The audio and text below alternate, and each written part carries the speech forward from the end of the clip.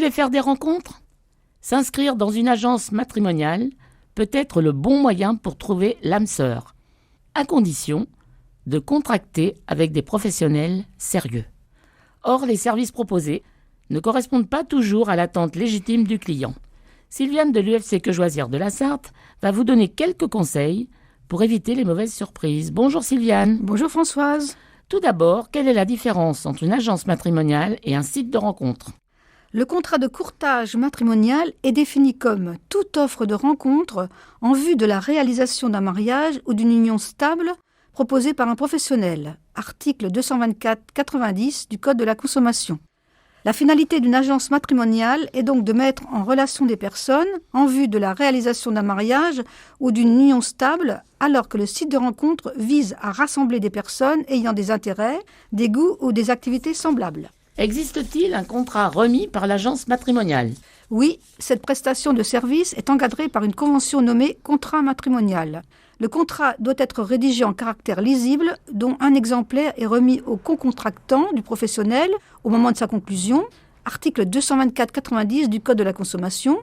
Bien vérifier que l'entreprise est enregistrée au registre du commerce et des sociétés et qu'elle a une certaine ancienneté pour disposer d'un nombre suffisant de candidats. Quelles sont les mentions obligatoires qui doivent figurer sur le contrat ? Le contrat doit mentionner, à peine de nullité, à l'article 224-90 et L 242-32 du Code de la consommation, alors le nom du professionnel, son adresse ou celle du siège social, la nature des prestations fournies, le montant et les modalités de paiement du prix.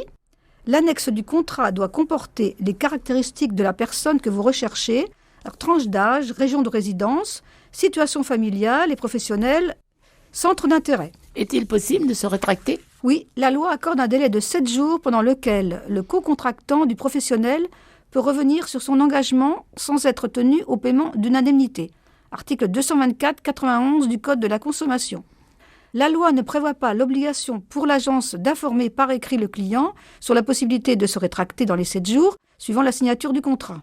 Au jour de la signature du contrat et les 7 jours suivants, vous ne devez verser aucune somme d'argent, que ce soit en paiement ou en dépôt, la loi l'interdit. Quelle est la durée du contrat de courtage matrimonial ? Les contrats des agences matrimoniales sont établis pour une durée déterminée qui ne peut être supérieure à 1 an. Ils ne peuvent être renouvelés par tacite reconduction, article 224-90 du Code de la consommation. Si vous souhaitez prolonger le contrat d'origine, vous devez signer un avenant ou un nouveau contrat. Peut-on résilier le contrat avant le délai d'1 an ? Oui, pour motif légitime.